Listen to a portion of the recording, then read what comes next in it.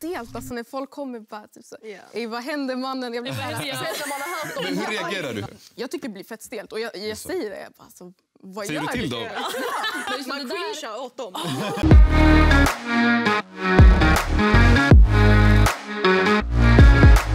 Hej och välkomna till Tänk till Talkshow. Vi kör direkt. Hej och välkomna till Tänk till Talkshow som nu också finns som podd. Så ett extra stort välkomnande till alla poddlyssnare där hemma. Mitt namn är Alexander Julian Zadrozny och vi ska idag diskutera fördomar mot ortentjejer. Vad är en ortentjej?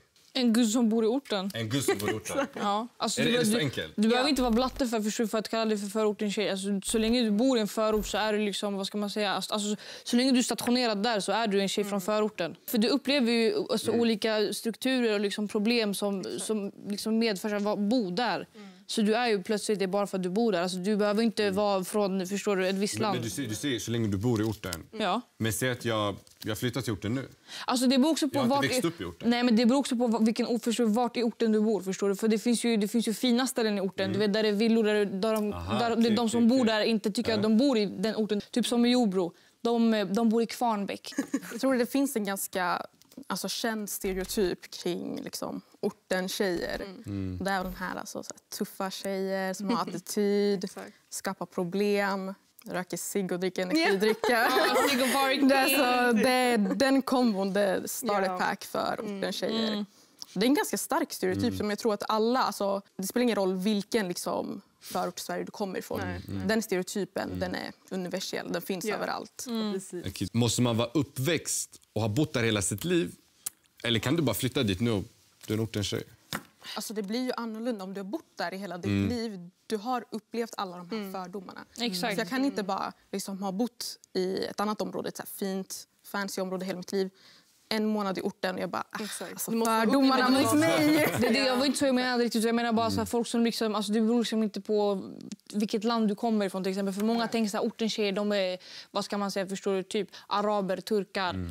Förstår du, men det är inte, det är ju alla, förstår du, alla du kan vara svensk, men så länge du har bott där ett tag och har upplevt den här stigmatiseringen av att vara en förort, så då är du bara det. Men vad säger du, Cecilia? Ja, jag håller med absolut, Silvia. Alltså man behöver inte vara liksom stereotypen bara för att vara en ortenbrud. Alltså, så länge man har upplevt alla saker som alla andra har gjort den. Alltså, det är ju så.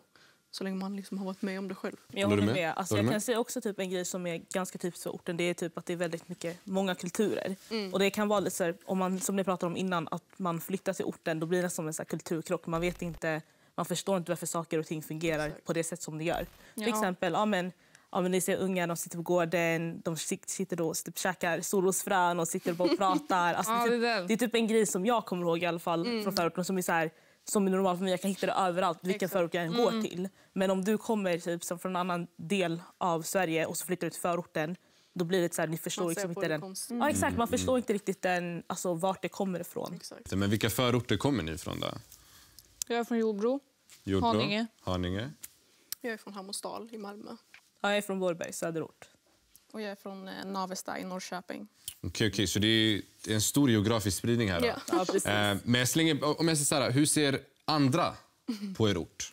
Alltså, folk tror typ att man måste vara riktigt kaxig bara för att man är liksom från Hammarsdal eller vilken ort som helst från Malmö. Alltså de tänker att man ska vara otrevlig och typ skräpa ner var man än går och alltså inte typ ha respekt för någon. Så att de kan typ bli chockade alltså, när de typ hör en prata eller bara oj men du är ändå snäll typ. Alltså man blir typ väldigt så mamma va? Alltså du är välkammad gud. Du är inte som de här andra blattetjejerna. Men det är mycket så. Alltså, jag får oftast den att liksom säga, men är det inte lite läskigt? är det verkligen tryggt där borta? Och för mig, alltså, det bor barnfamiljer där. Alltså, Navestad är ett område för familjer, i mina ögon i alla fall. Andras ögon, det ses som ett stökigt och farligt område. Fast jag kan inte hålla med om det där, förstår du? För det bor också skitmånga barnfamiljer, förstår du? Men jag och dessa familjer anser inte vara en trygg plats för just de barnen, förstår du? För det är så mycket skit som händer så att när dessa barn växer upp där och ser på de här grejerna, var tror du de hamnar? De gör samma skit, förstår du? För de har inte förutsättningar för att bli det de vill. Okej, så vi har lite olika bilder ändå här. Det är olika och det är det som är problemet. Alltså, man ser när man pratar om orten man ser bara ett ställe. Man ser bara Exakt, en typ av människor. Alltså, du vet, folk, precis. grabbar som står och tuggar liksom, du vet, så här, ammo-stifs och sådär. Det är mycket mer såklart. Men det, alltså, oftast när man pratar om sin ort, man hyllar den, man säger jag är tjockstolt över min ort. Men det är fett mycket som händer som man borde prata om och lyfta upp. För att, du vet, så här, visst, vi kommer därifrån och vi borde reppa, men det finns saker som vi måste kämpa för att det ska bli bättre, eller hur? Som tjej från orten då, vilka fördomar har ni stött på? Alltså jag kan inledningsvis säga att många tror väldigt mycket om det här som du var inne på. Att man är väldigt kall, att man liksom inte öppnar upp sig för någon, att man är väldigt stark, man tar väldigt mycket plats. Och typ en grej som jag också typ som alltså när jag gick i gymnasiet, jag kände liksom att man bara men tjejer från förorten hänger bara med tjejer från förorten och det går liksom det blir en krock och typ så här, det blir svårt att typ så här komma fram och lära känna någon ny. Vilket är lite så här, men jag är öppensinnad för alla människor. Jag är öppen mot dig så jag känner bara. Men blir det då att de här människorna inte vågar komma fram till dig? Alltså, det kan vara det. Alltså, du har känt det? Alltså. Ja, jag kan känna av det. Typ så här, men jag kan förstå typ så här, om jag går alltså, out of my way och typ vill lära känna dig och liksom så här, men ändå så får jag liksom the rejection. Så det gör ju lite ont. Du får bajs och alltså, för att vi ska kunna lära känna varandra och typ kunna skapa den här relationen, då måste det också komma fram till mig. Alltså, det blir lite så också att när man kommer ett gäng som typ så här, ortens tjejer och andra vill hänga med, det, vi är öppna. Folk börjar prata och det så här, och sen så börjar de lite försiktigt med så här ni ortens tjej, alltså det är de försöker hur långt de kan pusha gränser. Ja, men du så här ska vi köpa PK eller vad säger ni? Alltså, jag och mina gäris och man blir så här försök inte så mycket. Alltså, jag kommer vara vän med alla, men ni behöver inte, alltså jag kan prata vanligt, ni behöver inte försöka översätta det till ortens slang. Skiljer det sig från de fördomar killar får möta?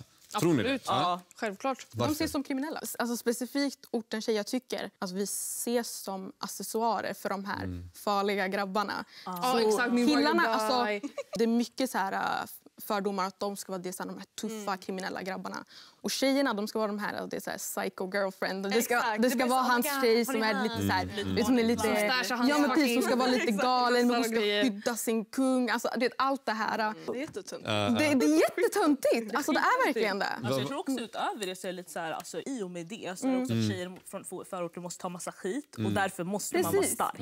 Och typ att man måste liksom kunna stå upp för sig själv och typ, du tar ingen skit.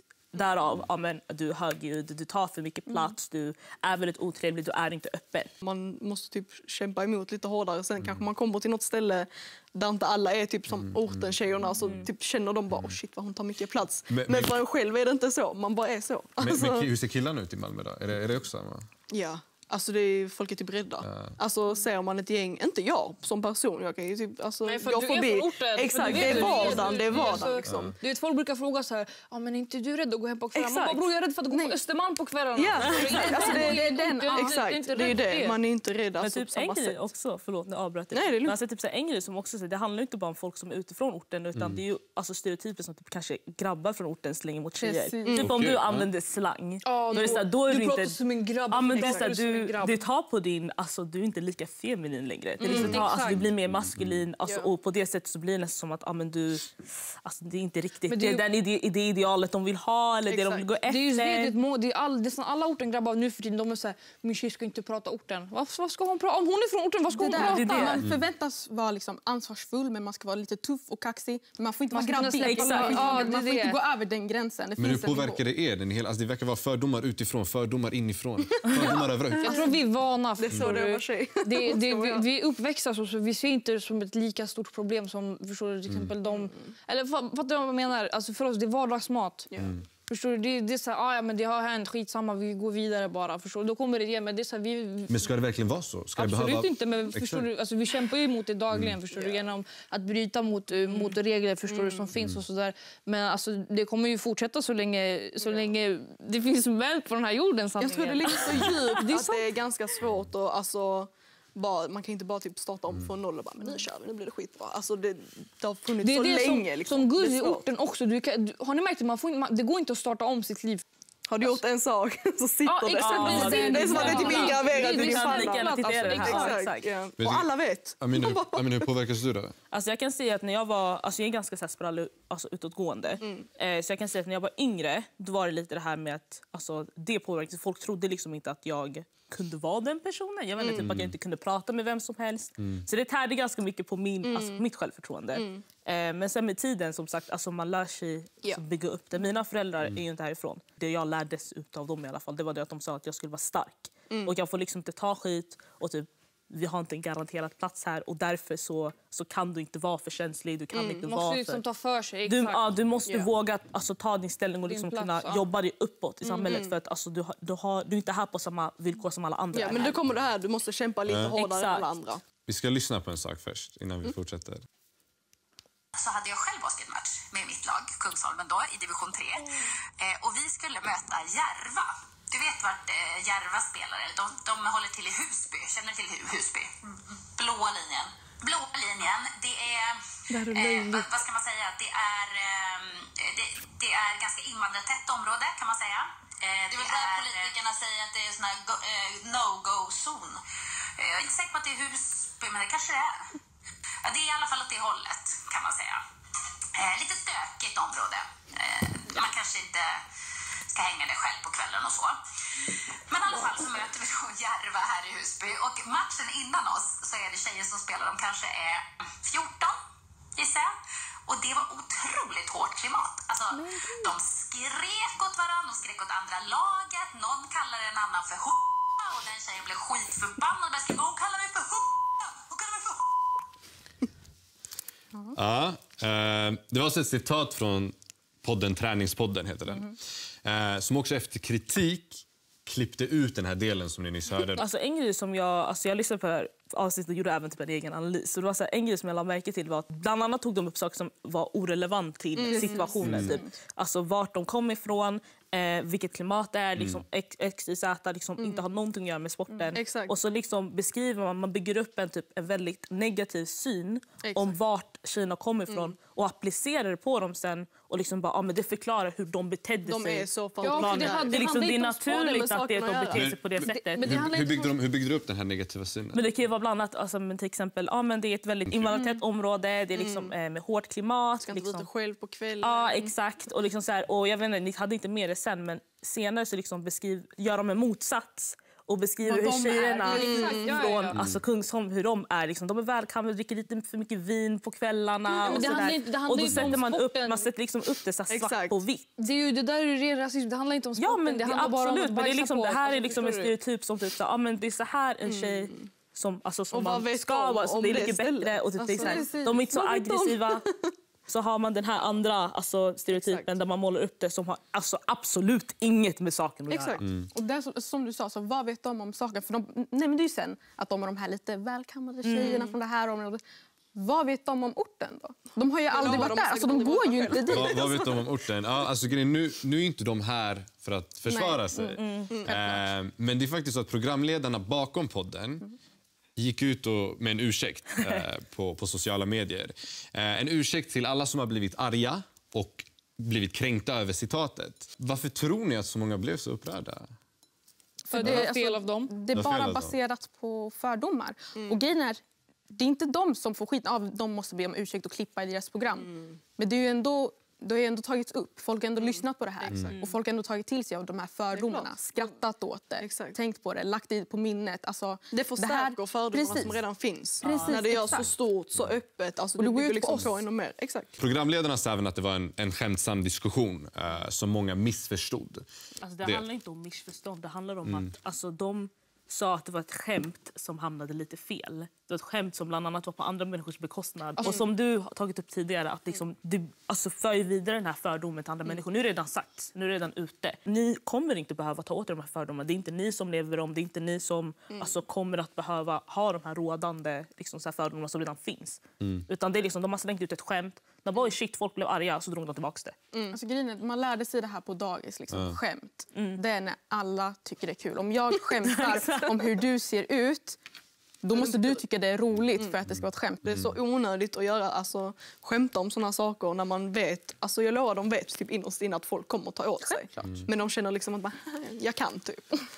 Men om jag säger så här, ska man inte få prata om sina upplevelser utan att få kritik? Jo, klart du ska få göra det, men inte på andras bekostnad. De kunde liksom, varför ska de lägga upp det så svart mot vitt? Liksom, här är de dåliga och här är de bra. De kunde sagt att de var lite aggressiva, men så är sporten. Liksom. Alltså, men, de behövde inte upp ursprung eller vart de borde. Så hur hade de kunnat göra det enligt er mer okej? Det är en podd om sport och idrott, eller hur? Inte om, prata om sporten. Så om de nu ska berätta om att vi hade en match där det här laget var de var helt galna, haha. Man kan skratta åt det. Men den här bakgrundsinformationen om vart de är uppväxta och att det är invandrartätt och farligt, vad politiker har sagt.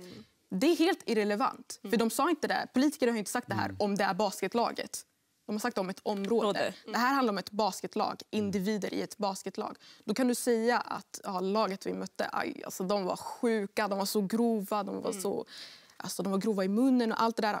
Fine, helt okej. Men inte de är grova för att de kommer precis. här. Det är där det går fel. Vartifrån tror ni att bilden av den hårda orten-tjejen kommer ifrån? Från orten. Från orten? Alltså, det är vårt ansvar också. Det är vårt fel också.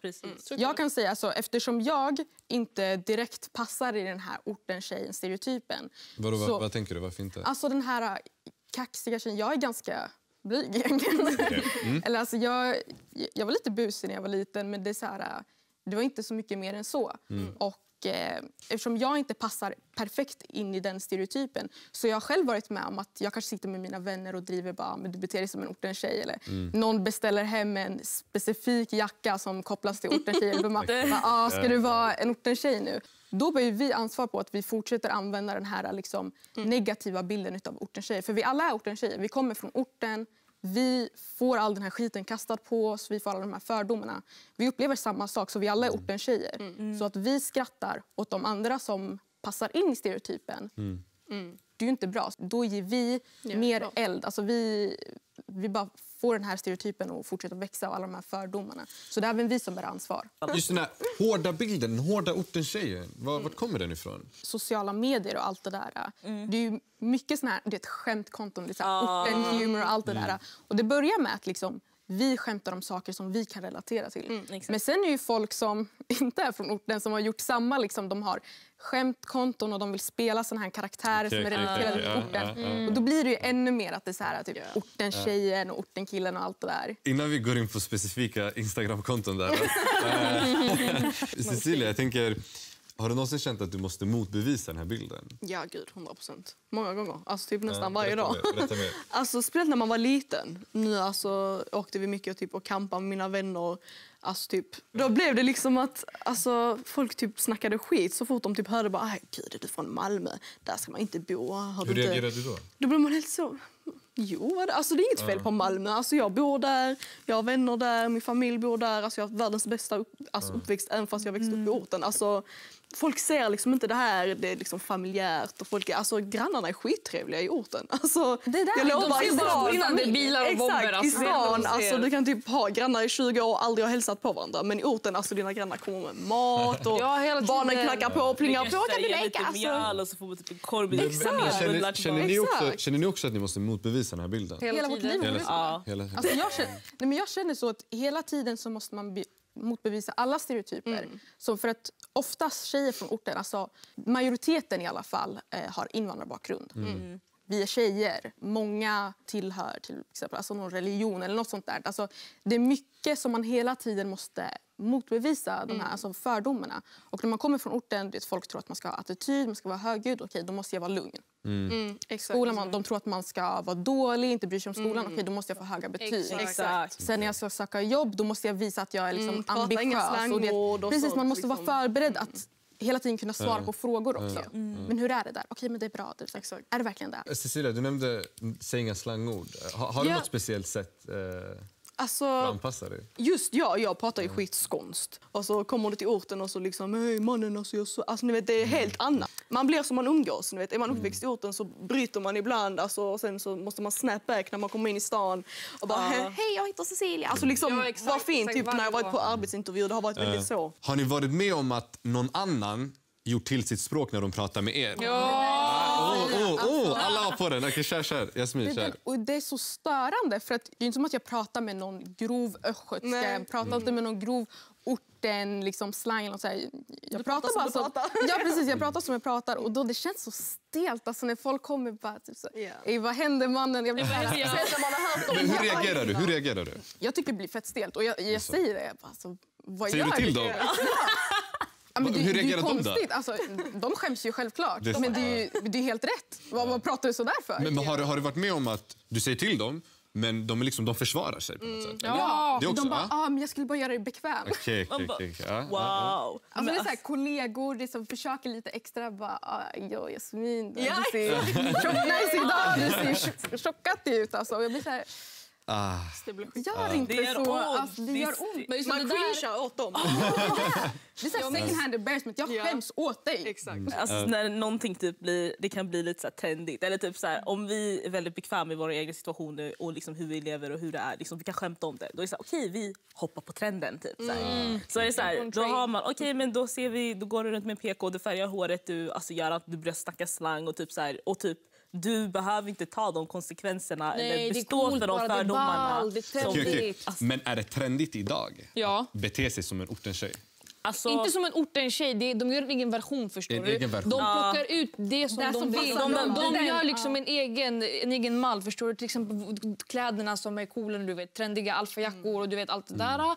Sen vissa ord, förstår du. Inte kattigt, du vet, kattigt eller såna här. plockar lite, Exakt, det de vill. Det är som plockgodis. De plockar lite här och där och sen de gör sin egen lilla sockerdricka. Och sen är det ganska intressant, för när det inte längre är trendigt, då slänger man dem och då sitter man där som ortentjej och så har du fortfarande samma fördomar mot dig. Vi kommer alltid bli kopplade till fördomarna från våran ort. Alltså, det kommer alltid kunna gå att förklara vårt beteende i vissa situationer om man kopplar det till vår ort. Om jag blir arg, det är för att hon är från Avesta. Om jag blir ledsen, hon är för känslig för att hon är blatte. Alltså, alla de sakerna kommer gå att förklara på grund av vart jag är uppväxt. Alltså, de kommer alltid koppla det till det. Har det hänt att ni inte berättar vart ni bor? Aldrig. Aldrig? Aldrig. Alltså, jag brukar alltid berätta. Jag säger alltid också. Ibland, på typ jobbintervjuer och sånt. För att det är så hårda fördomar. Vad säger du då? Då säger jag att jag bor, det finns typ områden bredvid. Jag bara, men jag bor på Gullixborg. Ja, men det är så här. Typ på arbetsintervjuer. Jag säger jag kommer från Haninge. Jag säger inte Jordbro, utan Haninge är stort, förstår du. Det finns många orter i Haninge, så jag säger bara Haninge. För då vet inte om jag är från det fina Västerhaninge eller jag är från Jordbro. Jag har faktiskt en situation där det var någon som frågade mig vart jag kommer ifrån. Och jag bara, men jag är från 127, så jag bor i Vårberg. Då så här, så då var jag på jobbet. Okay. Och bara, men då ska jag bara kolla hur det ser ut, typ. Söker de upp området. Och de bara, det är fina hus. Och det säger jag, men alltså, jag vet så, men det är precis mellan, de har fett fint spår. Det är så, då har jag berättat om, de har fett fina spår, det är så fett fint där, så här, det är ändå förorten, men det är så här, du visade den fina delen. Nej, alltså, det var inte att jag visade den fina delen, utan för mig, alltså, det är min det är där jag bor, det är inte något jag skäms över. Det är liksom, det var första gången där jag bara, aj. Typ, för då var det lite så här, typ, right. typ så här, okej, ja men typ. Och jag bara så, okej, var det ett problem?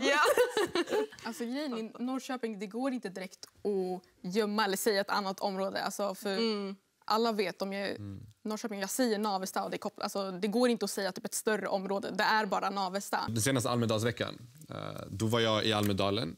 Jag var på ett event.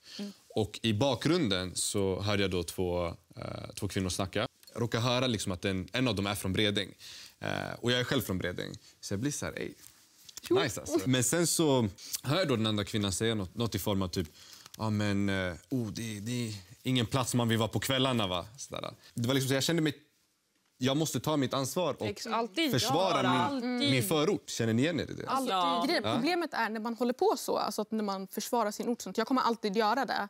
Men folk blir så här, typ, du blundar för problemet. Du ser inte, du är naiv.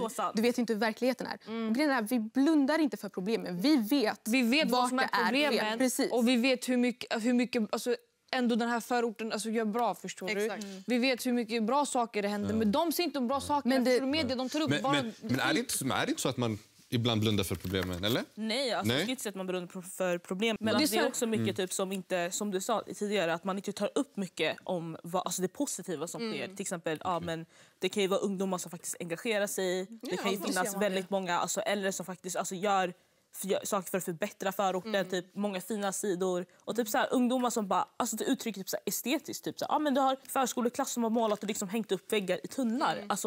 Deras målningar, det är inget sånt. Inget positivt som tas upp, utan det är liksom det negativa. Absolut, det är viktigt. Det är väldigt viktigt att ta upp och liksom arbeta mot dem, men det är ingenting de men det är så här, man tar ju bara upp det liksom bara för att bajsa på oss. Det är där som är grejen. Det är där jag menar att vi blundar inte för problemen. Vi måste backa vår ort för att ingen annan gör det. Och anledningen till att vi backar vår ort för att vi vill att de ska se det positiva men också det negativa så att man kan hjälpa sitt community, man kan hjälpa sitt samhälle. För grejen är att man bara fokuserar på det här negativa och snackar skit och det där är ett dåligt ställe där.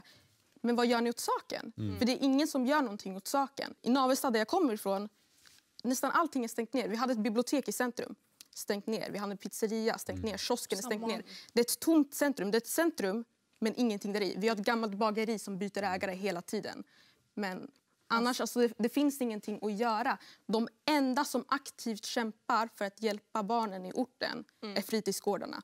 Och de är de riktiga hjältarna. Det är de enda som aktivt försöker hjälpa barnen för att försöka stärka vår ort. Och det är därför vi kommer alltid backa orten, men vi blundar inte för problemen. Vi försöker få bort problemen, vi försöker hjälpa dem. Hur tror ni vi kan komma bort från fördomarna om just tjejer från förorten? Sånt här. Vi pratar om det. Jag har alltid sagt att jag vill på något sätt vara en förebild för mina syskon eller grannbarnen, alla dem. Att man behöver inte leva upp till de förväntningarna som folk utifrån har på oss.